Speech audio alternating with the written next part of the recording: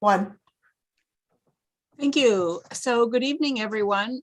This is the Senate Government Operations Committee, and we are holding a public hearing on a bill that doesn't yet have a number because it has not yet been drafted as a complete bill, but on the proposal that was reached by the members of the pension task force around the pension system and the healthcare system for retired teachers and active teachers and retired state employees and active state employees.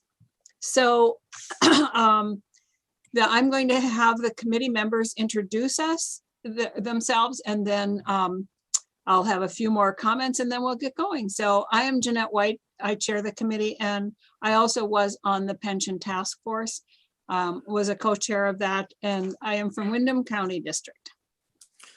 Hi, folks. I'm Anthony Polina. I'm the vice chair of the committee. I represent Washington County. Good evening. Brian Collimore, representing the Rutland District. Allison Clarkson, representing the Windsor County District. Keisha Ram Hinsdale, Chittenden County. So thank you. And I know that Mike did talk about if you have difficulties to put it in chat, and you can, they'll take care of your problems, whatever they are. But I would ask you not to, chat is not to be used. In our committee, we don't use chat because we consider chat a side conversation. And if we were in the State House, we would ask people who are having a side conversation to leave the room and have their conversation in the hall. So we won't use chat. I would ask you not to use chat for anything other than technical difficulties you might be having that either Mike or Peggy or Gail can help you with. So with that, the way we'll do it is I will give you the person who's first to testify, and then I will also announce the name of the person who's on deck, and that person will be up next. Senator Collimore is our capable timekeeper and will be helping you. So that's the way we'll go. I think if I can just ask, I guess we'll figure this out. There's some confusion about a name here, and we will figure that out before we get to those people who are testifying. But so as you know, the pension task force met all summer from, I believe our first meeting was July 2nd and our final meeting was January 10th. And I think there were 19 or 20 meetings in between. We heard from many, many people, and the final report from the task force is on the website for the task force and also for the this committee. It's also on the committee webpage. The decision, there was a proposal made by each of the union representatives that came then to the whole task force, and the vote on the task force, just so that you know, was 12-0. We had a 13th member who was a non-voting member, but gave us a lot of information. He was the deputy secretary, treasurer. And while he couldn't vote, he did give us a thumbs up. So there was unanimity on the task force. Excuse me. So with that, I think that we'll start. And the first person we have up is, and we're going in the order that you signed up, just so that you know that we haven't changed any order in any specific way. So the first person that we have up is Bev Foster, and then on deck will be Peter Booth. So Mike will be moving you from place to place.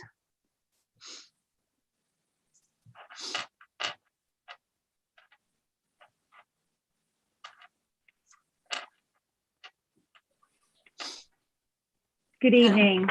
Thank you. Hi. Welcome to the, and I will say that this is the first remote public hearing this committee has had. So if we run into any little technical glitches or anything, please be a little bit patient with us. So Ms. Foster, if you would like to weigh in here, we would like that. Okay. My name is Beverly Foster, and I've written this down because I speak better when I have it in front of me. I'm a teacher at Fledwick School in Londonderry, and this is my 21st year in public education.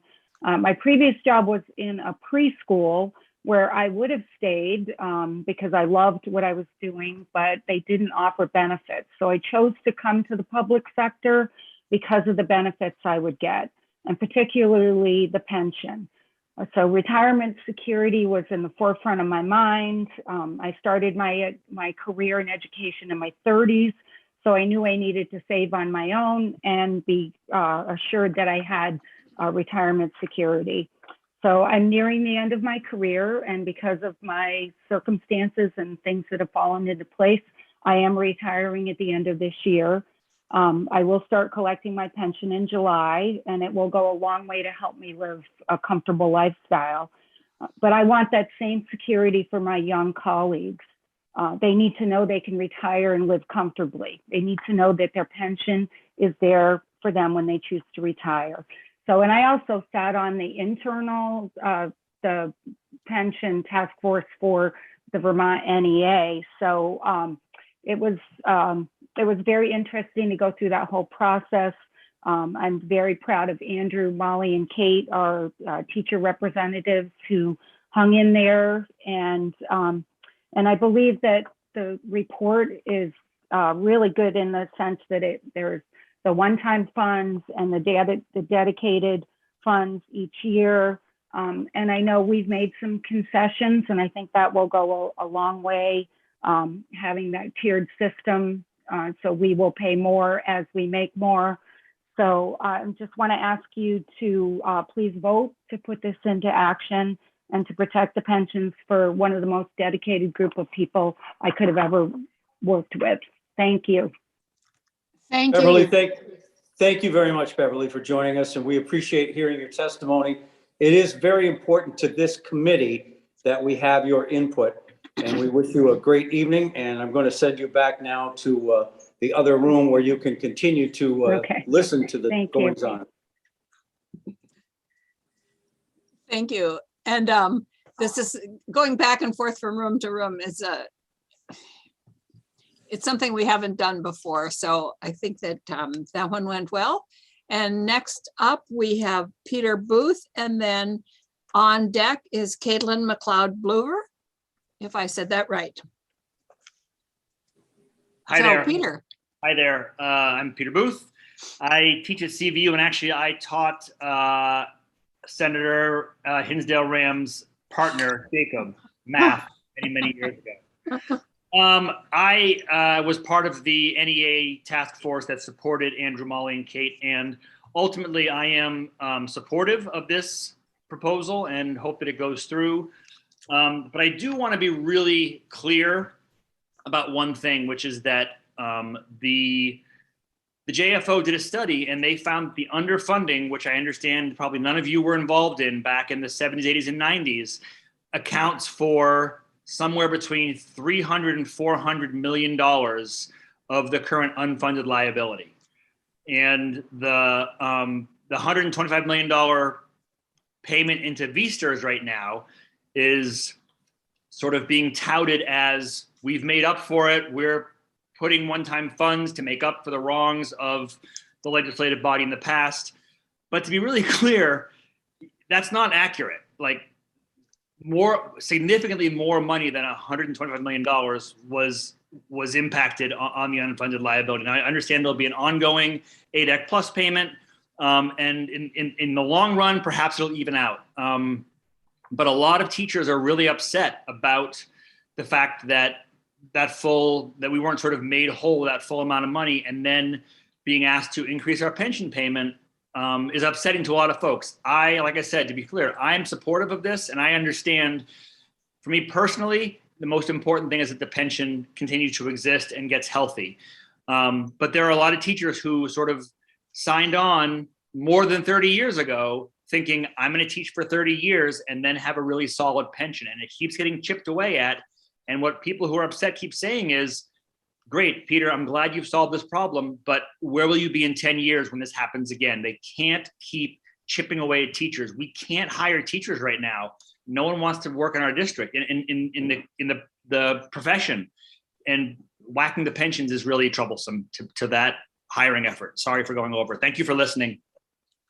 Thank you. Thank you. Thank you. Peter, thank you very much for joining us. We do appreciate your testimony. It is important to this committee that we hear your input. So we wish you a very, very pleasant evening, and I'm going to send you back to the role of the attendee. Thank you. And up now we have Caitlin MacLeod Bloover. And I hope I pronounced that correctly. Okay, great. Thank you. And on deck, we have Jody Sabato, if I pronounced that right. But so would you like to weigh in here? Thank you. Thank you all for being here. My name's Caitlin. I'm a teacher in Winooski, my 3rd year in Winooski and my 12th year in public education. I'm here today to urge you to support the compromise put forth by the legislative task force and to thank you for all of your hard work. Clearly, the past 2 years have been unprecedented times for everybody, but the challenges that educators have faced have truly been unmatched. This compromise gives us some hope. The proposed path forward values our tireless commitment to Vermont youth and honors our years of service. And we thank you for that.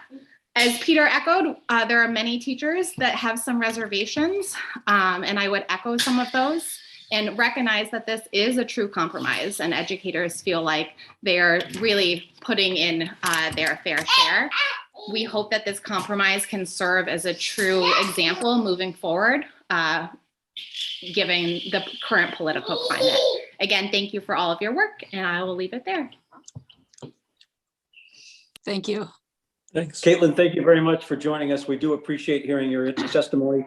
It is important to this committee, and I want you to know that we have your input. And I wish you a great evening, and I'm going to send you back to the role as the attendee. Thank you. Next, we have Jody Sabato. Is that, did I butcher that? Madam Chair, I believe it's Sabatasso. Sabatasso. Thank you. And on deck, we have Lance Mills. Yeah, so yeah, that is Jody Sabato. So yes, I'm a teacher. I've been teaching for 24 years between Fairhaven and Rutland City Public Schools. And yes, I did have Brian Collmore Jr. as a student way back when. And, you know, I'm kind of here to make sure and stress the fact that this was a compromise. And teachers really feel like they, again, have to solve a problem that wasn't created by them. And, you know, yeah, I look at the group and I look at the task force and what a great job everybody on that task force did, putting their minds together, coming up with a solution to the problem that was a great give and take. And thank you for that group of putting the time in, meeting after meeting and coming up with a compromise. That really is the victory. What isn't a victory is that teachers having to give up more and more. In 2010, I believe I testified when we decided to change the rule of 85 to 90, get rid of 30 years of experience, asking teachers to work a little longer, but getting health insurance in the end. And I really think a lot of teachers in the state are worried that in another 10 years, we're going to be back in the same boat. So I'm really hoping with the continuing funds added to the ADEC, with this package, with teachers paying it a little bit more and a progressive way of doing that will really solve this problem from here on out. So I really urge you to push this forward into a bill as an as-is package. It really is not something that you can pick apart. This is a package that is a one-time really offer, and it has to go through as a bill as everything. So please make sure it makes the legislature as is as the bill. Thank you. Jody, thanks very much. It's good to see you, and we appreciate hearing from you. It's important to this committee that we have your input. Have a great evening, and I'm going to send Thank you you, back too. to the attendee room.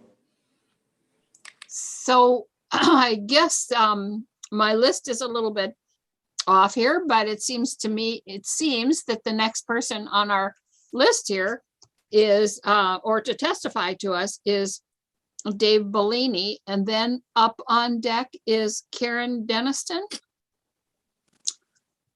Okay, I guess I got that right. So I can tell that you are Dave Bellini, so welcome. And you're not. No, I am not Dave Bellini. So, Hello, everybody. I'm Dave Leaney, and I have recently retired after 42 years with the Department of Corrections. I can't say everything in 2 minutes. I'm pretty good at it. The Department of Corrections has trouble with staffing and has had for 4 decades. I hope that you put this bill through without attenuating it in any way, weakening it, that is. And I hope there's no midnight specials. I used to like to call them in the legislature at the 11th hour. No funny business, please. It was unanimous, had bipartisan, tripartisan support. Yeah, and I'm a little fuzzy about how the math works going forward in 10 years because I didn't like it ever. And, I wish I could go back in time and do a few things, but I wasn't in control, and you guys are. So please push it through quickly. What else? Oh, and then one thing I think this should be, however you word it in legalese, this should be considered a contractual guarantee for state employees and teachers with the state. Enough tinkering. Those of us that have been around for 4 decades plus, this has been a lot of trips to bail out, frankly, irresponsible legislators in previous years. And I use the word, I think irresponsible is an understatement. So pay your bills, ladies and gentlemen. Pay them now, pay them 10 years from now. And I hope this goes through, and I hope it doesn't have any shenanigans. Thank you very much, and I'll see you when post-pandemic. thank you, Dave. Thanks, Dave. We appreciate you joining us and hearing your testimony. It is important to this committee that we have your input, so we appreciate it. Have a great evening, and I'm going to send you back to the attendee room. Thank you. And up is Karen Deniston. Am I to assume that Lance Mills and Jennifer Zoller and Patricia Bennett are not with us? Because on my list, the next person would be Lance Mills. But I will have Mike tell us who the next person is, and we will go from there. So Karen, if you want to join us and give us your thoughts, that would be great. Thank you. Shoot, hold on. Sorry, my dog is having a moment. Thank you. My name is Karen Deniston. I'm a 19-year state employee, and my husband is also a state employee with 12 years tenure with the state. So we are all in. Our future is directly tied to this fund. And I want to first of all start out by expressing my appreciation for the work of the committee, particularly the labor representatives who served. The recommendations that were put forth were a dramatic improvement over last winter's recommendations. However, I still think that this plan is unacceptable, and I urge you to reject some of the employee concessions. The overall issue here is that it's a renegotiation of terms. Any change to the status quo is a breach of trust. That being said, I am a reasonable person, and I'm open to paying more if it means preserving the pension that I was told I could plan on receiving for myself and for others. I'm even open to paying more based on my income. My concern is that this plan increases my contributions from 6.65% to 9.15% over the course of the next 5 years, and does the same to my husband's, resulting in increased contributions from my household of over $40,000 over the next 10 years. And here's the kicker. This is all while I'm being told that I can plan to receive far less in return in the future. So you heard me correctly, more for less. And this is especially difficult to comprehend because the exact amount of diminishment is not clear. It's all veiled in percentages and possibilities, not specifics.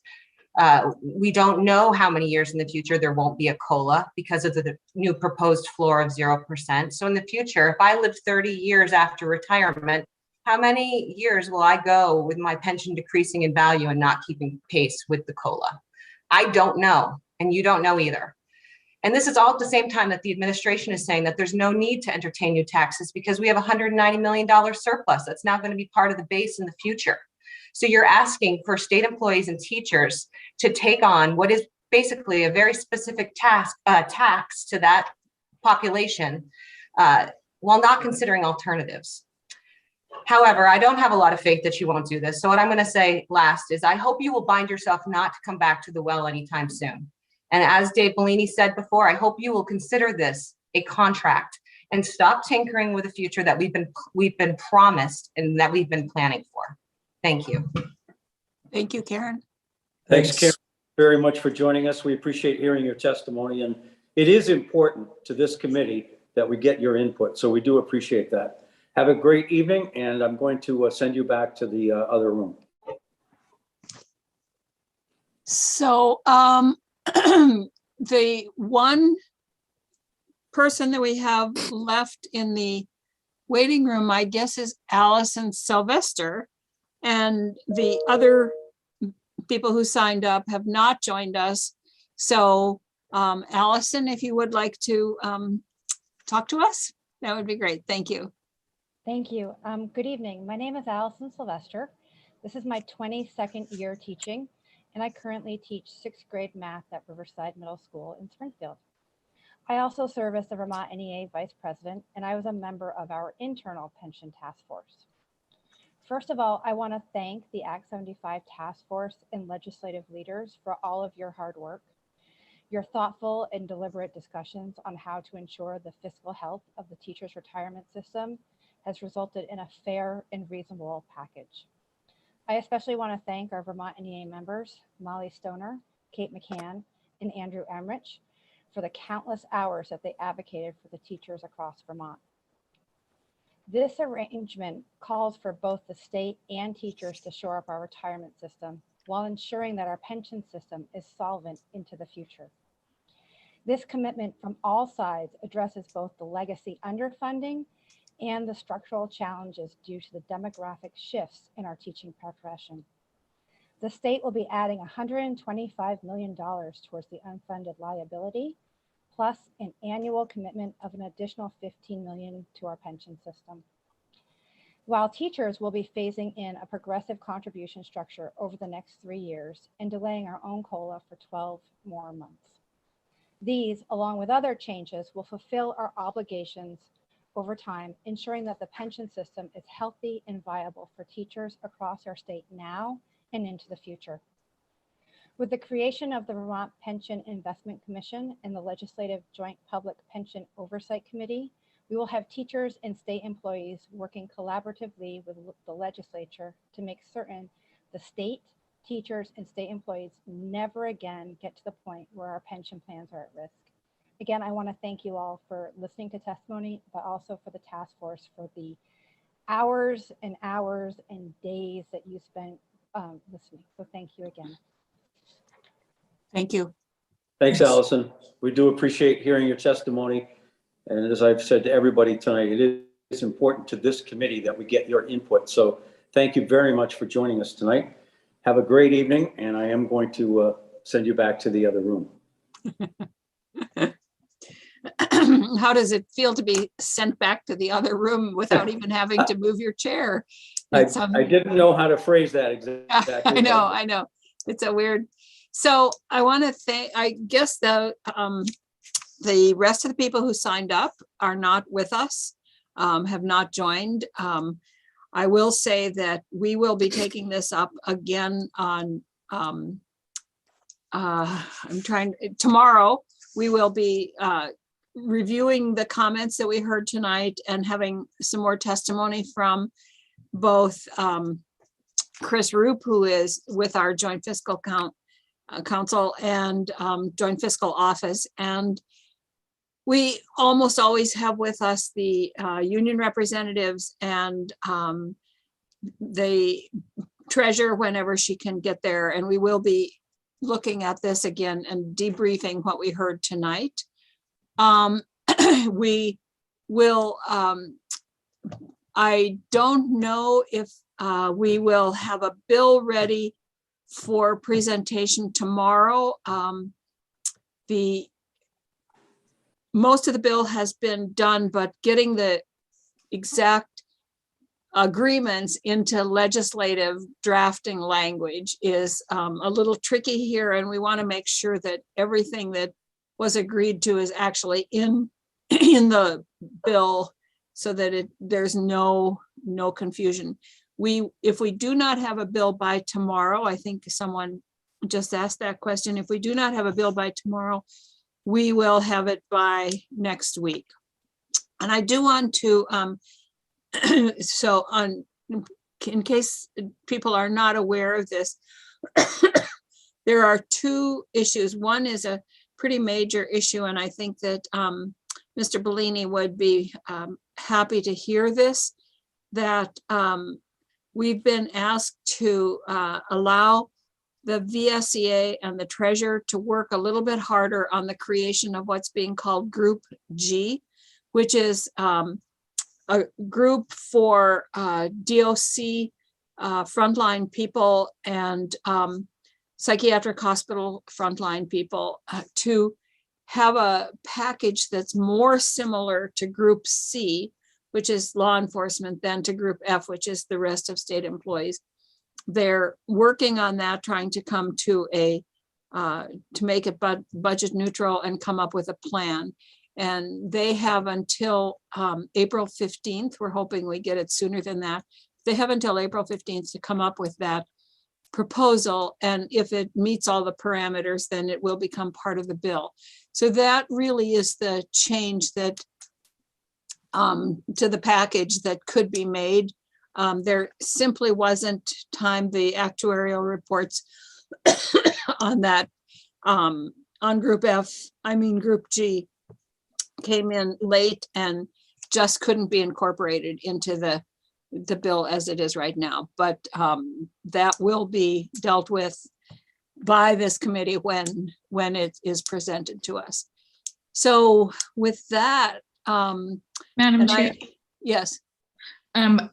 We had a question in the chat, which I know isn't operative, but I thought it was a good question, just about when people might expect to see a draft of that bill presented in committee, if you think it's going to be in the next 2 weeks or. I thought that was what I was just answering, but. Okay. Yeah, no, I just didn't know if we were going to get more specific. I can't. If it isn't ready by tomorrow, I'm hoping it'll be ready within the next week or so. And we want to make sure that the people on the task force who were so instrumental in helping us come to this agreement review the draft so that they can make sure that what was in the agreement is actually in the bill. Anything else that, and we will take this up again, and I want to thank people for coming tonight and giving us their thoughts. I also really want to thank the members of the task force. As was they've been thanked, Molly Stoner, Andrew Emmerich, and Kate McCam represented the NEA, and Leona Watt and Eric Davis represented the VSEA, and Dan Trottier the VTA. And everybody, it really turned into a collaborative session, and it took a little while to get to that point. To be honest, I will not shy away from that there was a little bit of distrust at the very beginning, and it took a while, but I think we all ended up in a good place. And I'm really, really thankful for those 6 people and very proud of the work that they did. So I guess with that, we can end this. Nobody else has showed up. Is that right? Okay. All right. I guess we can end our public hearing, and thank you very much, and stay tuned. We will be dealing with this more both tomorrow and probably next week.